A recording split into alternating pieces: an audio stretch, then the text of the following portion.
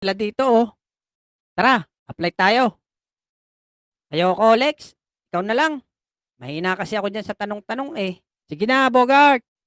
Tuturuan kita. Talaga? Oo. O siya. Sige na nga. Aba, andito pala ang malakas kumain. Si Abudo. Oo nga eh. Mag-a-apply din daw siya. Kamusta, Bogart? Ito, pogi pa rin. Pasok na yung nauna sa inyo. Ikaw na, Abudo.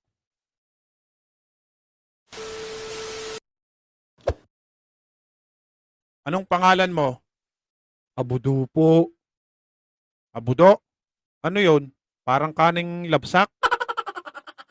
Anong tinapos mo, Abudo? Katatapos ko lang po kumain.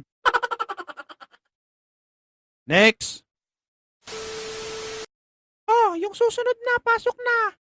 Ikaw na, Lex. Kailangan dito, bata, matalino. Opo, Anong pangalan ng ating bagong presidente? Bongbong Marcos po. Kailan na-discovery ang Pilipinas? March 15, 1586. Ba, matalino nga. Anong taon nagsimula ang pangalawang digmaan? 1942 po. May experience ka na ba sa ganitong trabaho? Opo, dati pa ho. O sige, tanggap ka na. Sige po, sir. Tatawagan ko na lang po kayo kung kailan ako magsisimula.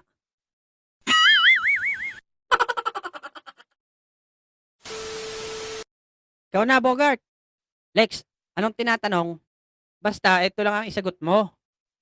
Bongbong Marcos po. March 15, 1586.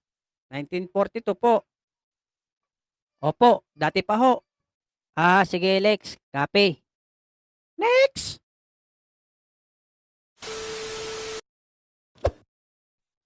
Napakadali lang pala nito. Anong pangalan mo? Bongbong Marcos po. Ha? Kailan ka pinanganak? March 15, 1586 po.